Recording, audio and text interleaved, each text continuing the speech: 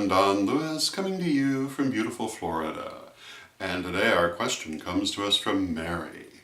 And Mary says that she belongs to many Facebook groups and pages where people often ask questions that she interacts with. And sometimes she brings these questions to me to see what I would say about them. And in this case, that is what she has done. So on one of the groups that Mary belongs to, a person was telling the story about how in a recent move they lost all of their altar items and are unable to buy new ones at this time, and therefore they felt they needed to stop practicing for the time being. And she would like to know what I would say to this. And I would say that this is nonsense, and that items, altar items, magical items, etc., can be helpful, but they are never necessary. Magic is about your interaction with the universe. And so is working with deity. It requires no outside aspects whatsoever. It can all be internal if that's what you have at that moment. Now, those externalizations, those outer aspects, those items, can be helpful in a number of ways.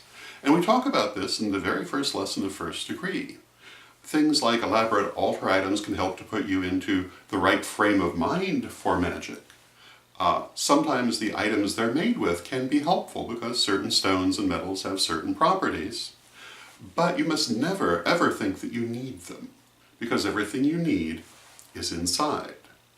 And my favorite example is that if magic is not going to help you when your car is skidding off the road, why are you bothering? That's when you most need it, and you won't have stuff when you're in that situation. You will only have yourself and your relationship to the universe. And it's in that relationship that I see magic occurring. Now, I will say I'm sure there are some people out there who hold different points of view, but the question was brought to me, and this is my point of view. Stuff is good on occasion, but never necessary. And as for an altar, what is an altar? An altar is a point of focus. It can be a point of focus for meditation, it can be a point of focus for magic, it can be a point of focus for worship. But in the end, all that it truly is a point of focus. It helps you by focusing you on what you are doing. And it can be as simple as a single candle on a table, or a photograph or artwork that inspires you to a magical mindset. Or it can be entirely internal. And in fact, the true altar, I always said, is your heart. I therefore obviously do not endorse the idea that if you don't have lots of altar things, you can't do anything. I completely disagree with that point of view.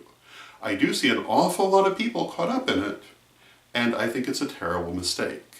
Magic is the focusing of energy to work through the astral plane to affect the physical plane. We focus it through thought, through emotion, and by charging that which we wish to accomplish to come into being through the use of those skills to affect the astral where things are created.